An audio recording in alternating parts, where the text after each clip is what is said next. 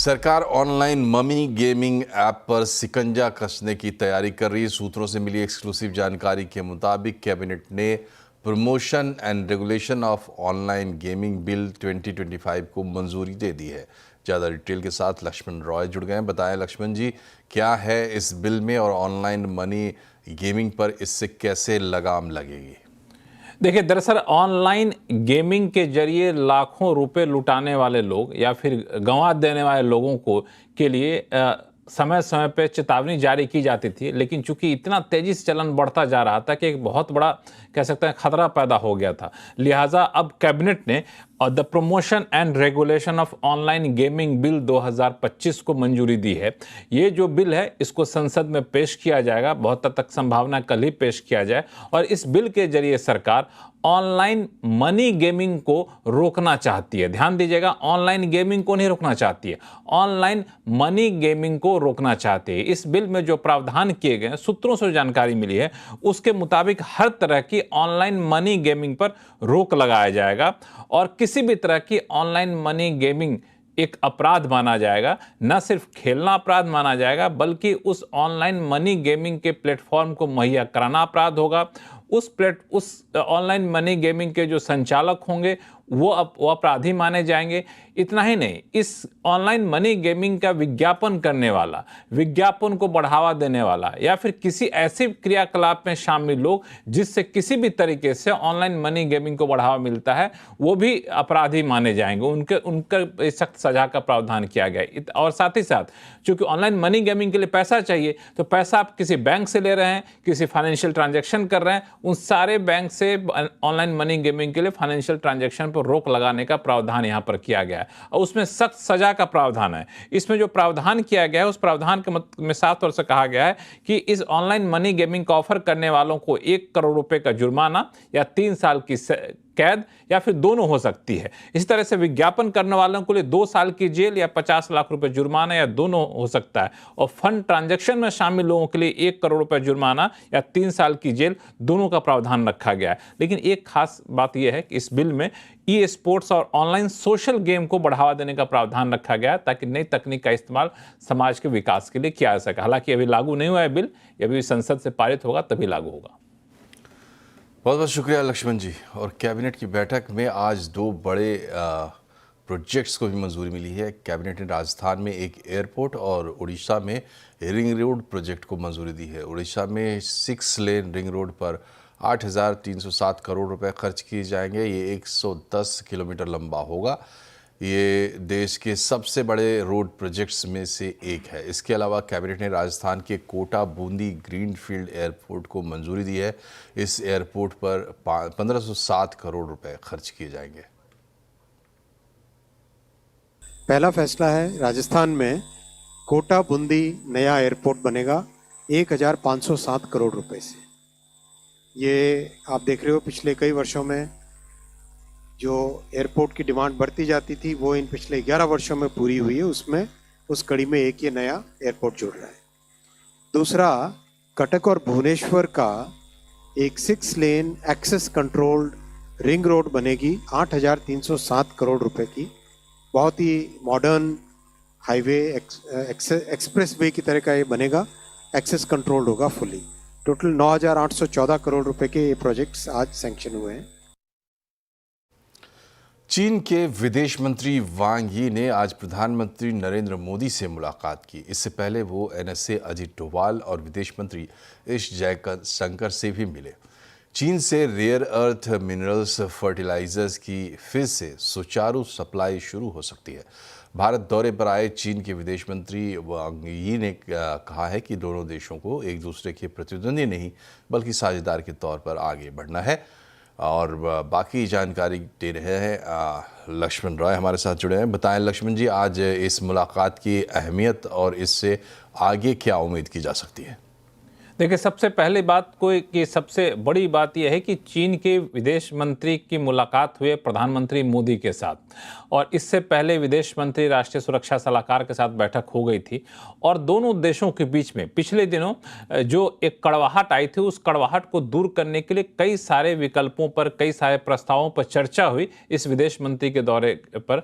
और चर्चा के बाद चीन के विदेश मंत्री की मुलाकात हुई प्रधानमंत्री मोदी से, तो ये साफ संकेत दे रहा है कि आने वाले दिनों में बहुत तेजी से भारत और चीन के बीच रिश्तों में जो खटास थी, वो खटास दूर ही नहीं होगी, बल्कि रिश्ते और मजबूत हो गए। चाहे अंतर्राष्ट्रीय दोनों देशों के बीच कारोबार के मामले में रिश्ते मजबूत होने की बात हो, या फिर दोनों देशों की सीमाओं पर जो विवाद चल रहा है बहुत ज़्यादा, फ्रंट लाइन पे वहाँ पे तैनाती सेनाओं की काफ़ी ज़्यादा है, उनको धीरे धीरे डेस्केलेट करने की बात हो, तो इन सारे मोर्चे पर एक बड़ी राहत मिल सकती है, ये कह सकते हैं। और इसी सिलसिले में चीन के विदेश मंत्री की मुलाकात प्रधानमंत्री के साथ काफ़ी अहम मानी जा रही है। और एक और बात जो सबसे महत्वपूर्ण है, क्योंकि चीन से रिश्ते जब खराब होने लगे थे तो 3 दिक्कतें होने लगी थी। पहली बात तो ये कि रेयर अर्थ मिनरल की सप्लाई भारत को जो करता था चीन, उस पर चीन ने शिकंजा कसना शुरू कर दिया था। इससे यहाँ पे ईवी इंडस्ट्री, बैटरी इंडस्ट्री, इन सबको बड़ी दिक्कत होने लगी थी, यहाँ तक ऑटो इंडस्ट्री को। तो अब इस बात पर सहमति बनी है कि रेयर अर्थ मिनरल की सप्लाई सुचारू तरीके से चीन करेगा, तो वो सप्लाई शुरू हो जाएगी। ये अपने में बड़ी बात है।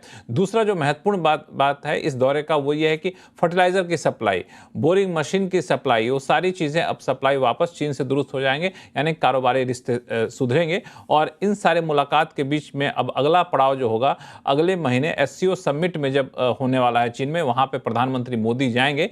तो माना यह जा रहा है कि साइडलाइन में चीन के राष्ट्रपति और प्रधानमंत्री मोदी के बीच में द्विपक्षीय बातचीत होनी है, और वहां से कह सकते हैं कि दोनों देशों के बीच में कारोबारी रिश्ते के एक नया चरण की शुरुआत हो सकती है। इसलिए चीन के विदेश मंत्री का ये जो दौरा था वो काफी महत्वपूर्ण रहा। शुक्रिया लक्ष्मण जी। और जल्द ही भारत और चीन के बीच उड़ानों की आधिकारिक घोषणा भी हो सकती है। सूत्रों के मुताबिक अक्टूबर के पहले सप्ताह में दोनों देशों के बीच उड़ान शुरू हो सकती है। और डिटेल जानकारी दे रहे हैं हमारे सहयोगी रोहन सिंह। जी, भारत और चीन के बीच सीधी उड़ान सेवाओं को लेकर जो मोडालिटीज़ हैं वो लगभग अब फाइनल हो चुकी हैं। जो स्लॉट का आवंटन था उसके बीच दोनों देशों के बीच जो सहमति है वो आ चुकी है। और जो सूत्र हमें बता रहे हैं, अक्टूबर के पहले या दूसरे सप्ताह में ये उड़ान सेवाएं शुरू की जा सकती हैं। और प्रधानमंत्री नरेंद्र मोदी जब अभी चीन की यात्रा पर जाएंगे उस वक्त इसकी घोषणा की जा सकती है। 5 साल पहले 2019 में ये सेवाएँ कोविड के दौरान जो है वो बंद की गई थी और तब से बहाल नहीं हुई है। और अभी जो सहमति जताई गई है वो ये है कि इससे पहले, कोविड से पहले जो बायलैटरल एग्रीमेंट था, फिलहाल उसी पे काम होगा, लेकिन साथ ही नए एग्रीमेंट को लेकर जो है वो बातचीत जारी रहेगी और बहुत जल्दी नया एग्रीमेंट भी आएगा। लेकिन तब तक चलने के लिए जो पुराना एग्रीमेंट था वही जारी रहेगा। हम आपको बता दें कि कोविड से पहले भारत के कई शहरों, दिल्ली, मुंबई, कोलकाता से चीन के कई शहरों में जो है उड़ान सेवाएं थी, तो फिलहाल वही जारी रहेंगी, लेकिन एक नए एग्रीमेंट पर भी काम जल्दी शुरू होगा। और मुंबई में लगातार हो रही बारिश से जनजीवन अस्त व्यस्त हो गया है। लगातार चौथे दिन भारी बारिश का सिलसिला जारी है। मौसम विभाग ने मुंबई, ठाणे, रायगढ़ के लिए रेड अलर्ट जारी किया है। दिन भर हो रही मूसलाधार बारिश से मुंबई के कई इलाकों में पानी जम गया है। सड़कों पर घुटनों तक जलभराव है। इससे दिन भर लोगों की भारी ट्रैफिक जाम के बीच सामना करने की शिकायतें आई हैं। मुंबई के सभी स्कूल, कॉलेज, सरकारी दफ्तर भारी बारिश के कारण बंद कर दिए गए हैं। आप देख रहे हैं अलग अलग तस्वीरें मुंबई के अलग अलग हिस्सों से। और मौसम विभाग ने 20 अगस्त यानी कल तक भारी बारिश का अनुमान जताया है। जैसे ही हमने पूर्वानुमान किए थे, ऐसे ही मुंबई में और पूरी कोंकण एरिया में तेज बारिश जारी है और एक्सट्रीमली हेवी रेनफॉल हम एक्सपेक्ट कर रहे हैं, यानी 20 सेंटीमीटर से ज़्यादा बारिश बहुत इलाके में होने का भी संभावना है कोंकण एरिया में। और ये बारिश जारी रहेगा आज और कल भी। इसके बाद थोड़ी सी कम होगी बारिश, जितना परिमाण में हो रहा है। और ताज़ा अपडेट के साथ कृष्णा ओती हैं हमारे साथ। बताइए इस वक्त अपडेट क्या है, खास करके ट्रैफिक और ट्रेन्स को लेके लोगों के मन में बड़ी जिज्ञासा है।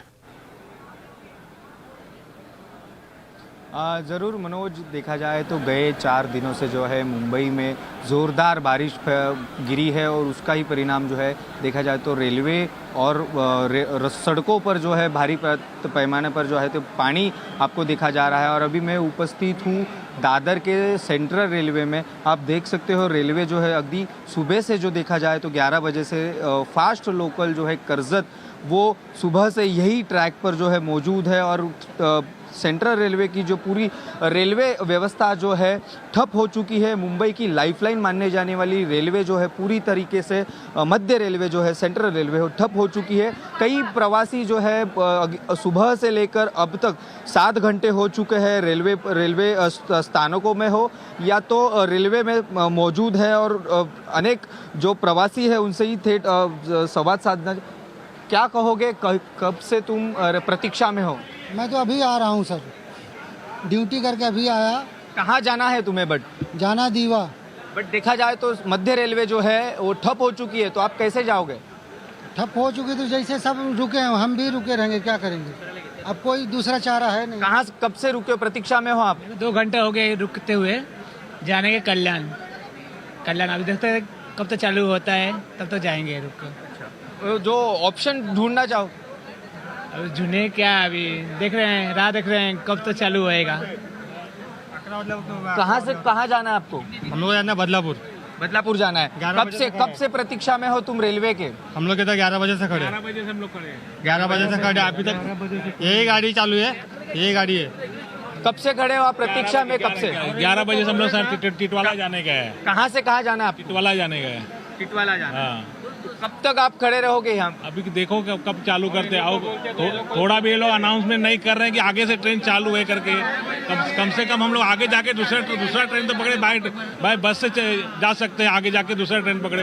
लेकिन कुछ भी ये लोग अनाउंसमेंट नहीं कर रहे, बस बोल रहे हैं कि बंद है। देखा जाए लोग बहुत परेशान हैं और हम उम्मीद करते हैं कि मुंबई में 3 लाइनें जो चलती है सेंट्रल और हार्बर, तो इधर वेस्टर्न लाइन ठीक चल रही है, बाकी कल तक इन्हीं स्थितियों का सामना करना पड़ेगा। बहुत बहुत शुक्रिया कृष्णा। बढ़ते हैं खबरों में आगे। मुंबई से आगे बढ़िए। सड़क से लेकर संसद तक SIR पर सियासी संग्राम अभी भी जारी है। SIR को लेकर संसद परिसर में विपक्षी सांसदों ने आज भी प्रदर्शन किया। प्रदर्शनकारी सांसदों ने संसद के मकर द्वार के बाहर बड़े बड़े बैनर और पोस्टर थाम रखे थे। पोस्टर पर तीनों चुनाव आयुक्तों की तस्वीर लगी थी। विपक्षी दलों ने बैनर पोस्टर के साथ संसद परिसर में अपना विरोध जताया। इसमें वोट चोरी रोकने की मांग की गई। कांग्रेस अध्यक्ष मल्लिकार्जुन खड़गे ने कहा कि चुनाव आयोग एफिडेविट की बात कर डरा रहा है। उन्होंने कहा कि हमारे पास भी हथियार हैं जिन्हें हम समय आने पर इस्तेमाल करेंगे।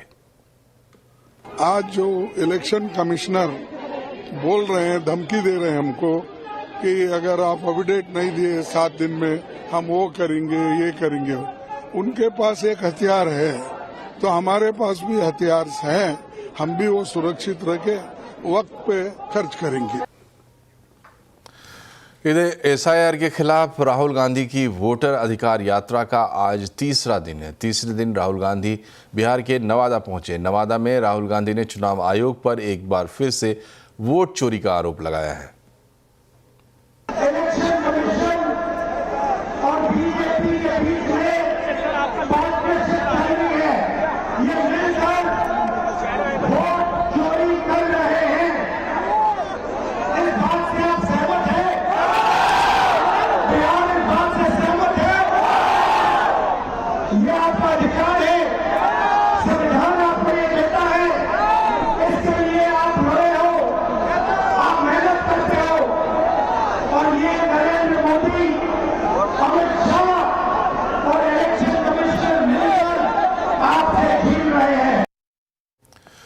और वोटर लिस्ट रिवीजन पर विपक्ष और चुनाव आयोग के बीच ठनी हुई है। इधर राहुल गांधी बिहार में वोट अधिकार यात्रा पर है। आवाज अड्डा में इसी पर आज चर्चा करेंगे।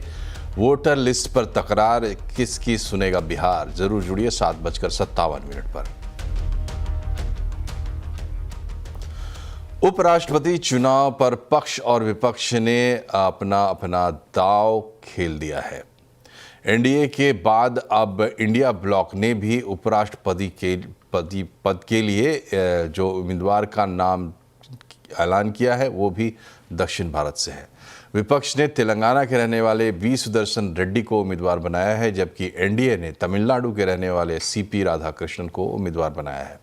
इससे पहले मल्लिकार्जुन खड़गे के आवास पर विपक्ष की बैठक हुई, जिसमें खड़गे ने सुप्रीम कोर्ट के पूर्व जज और गोवा के लोकायुक्त रहे वी सुदर्शन रेड्डी के नाम का ऐलान किया। जब कभी भी लोकतंत्र और संविधान खतरे में होता है तो अपोजिशन के लोग एक होकर अन्याय के खिलाफ लड़ते हैं। तो इसीलिए हमने ये तय कर दिया है कि इस इलेक्शन में एक अच्छे उम्मीदवार को, एक अच्छे कानूनदा आदमी को और एक अच्छे स्वभाव के जो उम्मीदवार है उसको हम खड़ा करने जा रहे हैं। और यहाँ एक छोटा सा ब्रेक, लेकिन खबरें भी और भी हैं, बने रहिए हमारे साथ।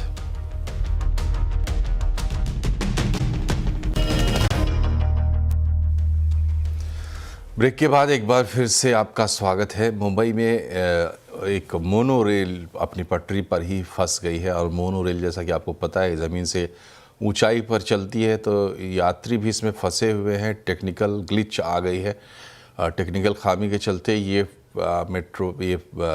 मोनो रेल फंस गई है, तो यात्रियों को निकालने की कवायद वहाँ पर की जा रही है।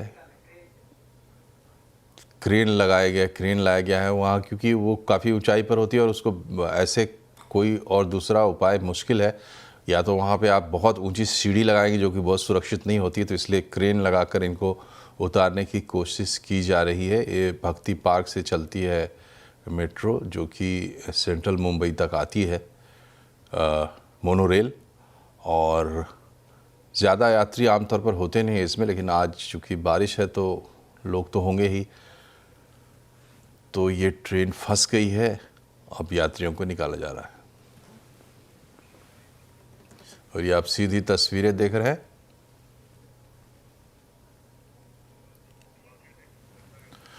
बढ़ते हैं खबरों में आगे। सेंसेक्स एक्सपायरी के दिन बाजार का जोश हाई रहा। सेंसेक्स निफ्टी बढ़त के साथ बंद हुए हैं। निफ्टी बैंक भी रिकवरी के साथ बढ़त पर बंद हुआ। मिड कैप स्मॉल कैप शेयरों में अच्छी खासी तेजी देखने को मिली। बाकी हाल बता रहे हैं कंचन नौटियाल। तो हफ्ते का दूसरा कारोबारी दिन, अगर आज बाजार के मूड माहौल की बात करी जाए तो पॉजिटिव मोमेंटम ही आज भी बाजार में देखने को मिला है। जो जीएसटी रिफॉर्म को लेके बातें चल रही है, उसके चलते बाजार में जो जोश है वो हायर साइड में बना हुआ है। इस टाइम पे अगर हम निफ्टी की बात करें तो 25,000 से केवल 20 ही पॉइंट से दूरी इस टाइम पे बना के रखा हुआ है, और यहाँ पे करीब 0.25% की तेजी आज के सत्र में देखने को मिली। हालांकि अगर हम इनिशियल ट्रेडिंग सेशन की बात करें, फर्स्ट हाफ की बात करें, तो वहाँ पे जो मेजर बैंकिंग शेयर्स है वहाँ पे थोड़ा सा डाउन देखने को मिल रहा था, लेकिन सेकंड हाफ तक आते आते वहां पे भी जो रिकवरी के साइंस हैं वो आते हुए दिखाई दिए हैं। इस टाइम पे अगर बात करें स्टॉक स्पेसिफिक एक्शन किस तरीके का रहा है, तो देखिए आपकी स्क्रीन पे दिग्गज रिलायंस इंडस्ट्री ने अच्छा खासा कंट्रीब्यूशन दिया है निफ्टी में। इसके अलावा टाटा मोटर्स ने अच्छे खासे गेन्स दिखाए हैं। अडानी पोर्ट्स यहाँ पे अच्छा मोमेंटम बना। हीरो मोटोकॉर्प में भी करीब 3% की तेजी आज के सत्र में देखी गई है।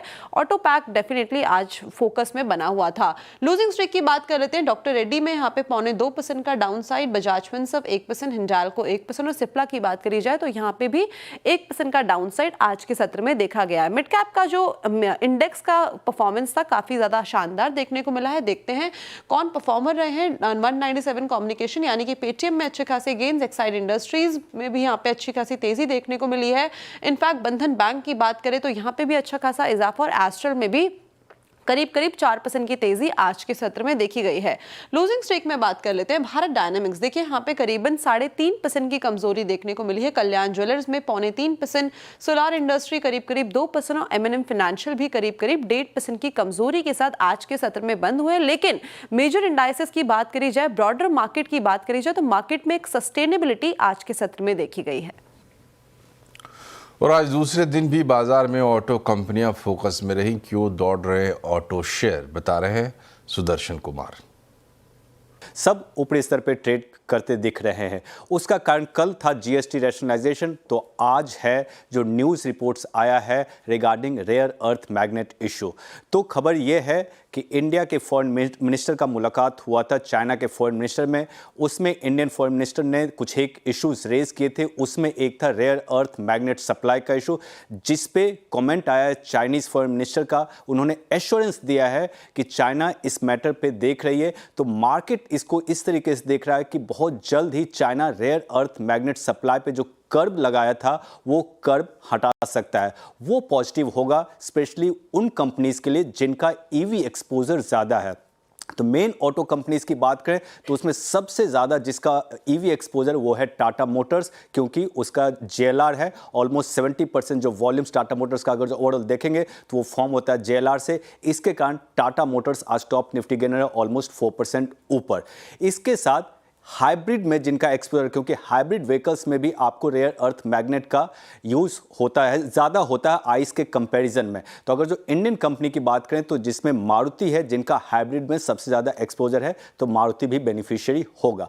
अब आते हैं ऑटो एंसिलरी नेम्स में, वो क्यों बेनिफिट करें, क्योंकि वो ऑटो पार्ट्स सप्लाई करते हैं उन प्लेयर्स का जिनका ईवी एक्सपोजर है, जैसे कि संवर्धना मदरसन हो गया, सोना BLW हो गया। इनके ग्लोबल क्लाइंट्स है जिनका ईवी एक्सपोजर है, और सोना BLW का इंडियन क्लाइंट्स भी है। तो इसके कारण इन सारे शेयरों में भी बढ़त देखा जा रहा है। लेकिन अगर जो आप रेयर अर्थ मैग्नेट वो कर दें या GST रैशनलाइजेशन, तो आगे ऑटो सेक्टर के लिए एक और टेलविंड है जो कि है फेस्टिव सीजन। तो नॉर्मली फेस्टिव सीजन के पहले उन कंपनीज में बढ़त देखने को मिलता है, या उन कंपनीज के लिए अच्छा होता है जो कि एंट्री लेवल सेगमेंट में जिनका वॉल्यूम ज़्यादा होता है। तो टू व्हीलर्स में जो आप कुछ एक दिनों से एक शेयर में बढ़त कंटिन्यूसली देख रहे होंगे वो है हीरो मोटोकॉर्प, और फोर व्हीलर की बात करें तो वो है मारुति। लेकिन कुछ एक दिनों से जो न्यूज़ फ्लो आया है वो पूरे सेक्टर के लिए पॉजिटिव है। GST रिफॉर्म पर प्रधानमंत्री के ऐलान के बाद अब लोग सामान सस्ता होने का इंतजार करने लगे हैं। लोगों को लग रहा है कि GST कम होगा तो दाम भी कम होंगे। GST कितना घटेगा, कंपनियां इसका कितना फ़ायदा ग्राहकों को पास ऑन करेंगी, ये अभी साफ नहीं है, लेकिन खरीदारी पर इसका असर अभी से दिखने लगा है।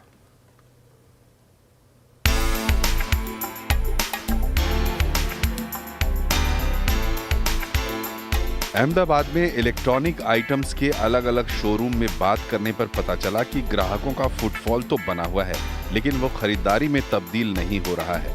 इलेक्ट्रॉनिक्स पर GST 28% से घटकर 18% होने की संभावना है। इसलिए लोग सामान देखते हैं, बुक करते हैं, लेकिन खरीदारी नहीं करते। ग्राहकों के मन में अभी क्या चल रहा है वो सुनिए। अगर इतनी आइटम ले रहा हूँ, 3 आइटम, तो उसमें शायद कहीं ना कहीं मुझे लग रहा है कि मुझे फायदा होगा। तो अभी मैं इसलिए यहाँ पे आके भैया को भी बताया कि मैं जस्ट देख रहा हूँ, लेकिन अभी अगर बेनिफिट दिवाली के बाद होने वाला है तो मैं 100% स्टॉप ही हो जाऊंगा। सामने फेस्टिवल सीजन है और ग्राहक दाम कम होने का इंतजार करने के मूड में है। ऐसे में व्हाइट गुड्स डीलर और व्यापारी चाहते हैं कि GST घटाने का ऐलान जल्दी हो और सेक्टर वाइज हो, नहीं तो कंपनी को दिवाली का ऑर्डर दे पाना मुश्किल होगा। कस्टमर का जो थिंकिंग प्रोसेस है वो वेट एंड वॉच का है। वी आर ऑल्सो वेटिंग कि गवर्नमेंट जितनी हो सके जल्दी इसके ऊपर क्लियरिटी दे, तो हमारे बिजनेस भी इफेक्ट ना हो। GST घटाने पर काम तो शुरू हो चुका है, लेकिन फैसला होने और लागू होने में वक्त लग सकता है। अगले 2 महीने तक व्हाइट गुड्स में खरीदारी धीरे धीरे कम होगी, और अगर ये सिलसिला बढ़ता रहा तो आगे जाकर ऑर्डर बुकिंग भी काफ़ी कम हो जाएगी। केतन जोशी, अहमदाबाद। तो इसी के साथ बुलेटिन में फिलहाल इतना ही, लेकिन खबरों का सिलसिला लगातार जारी है। आप भी जुड़े रहिए CNBC आवाज़ से हमारे सोशल मीडिया हैंडल्स के जरिए। नमस्कार।